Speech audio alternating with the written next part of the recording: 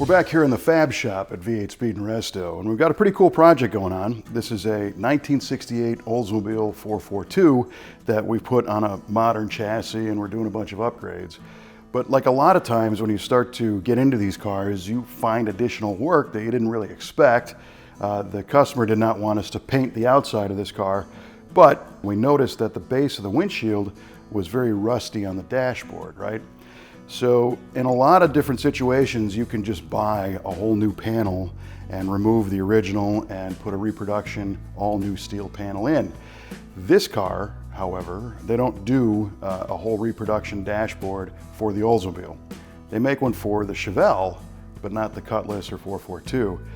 Most of it is similar. So the cowl section from here forward is pretty much the same as Chevelle. But the difference lies in these vents here and the speaker grille. Those are unique to the Olds, and also the structure on the other side. So to properly repair this panel, we carefully removed the original rusted out Oldsmobile piece by drilling out all the spot welds and removing that panel. And then we used the front part of the Chevelle piece and cut it and blended it in with the existing Oldsmobile dash.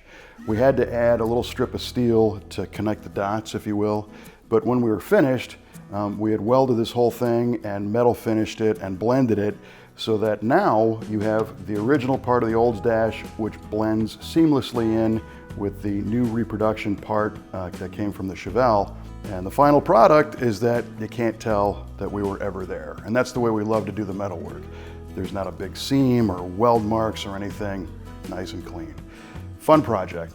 So if you have a car that needs some metal work or anything else, you can reach us at v8speedshop.com, and we're happy to talk about your metalwork project.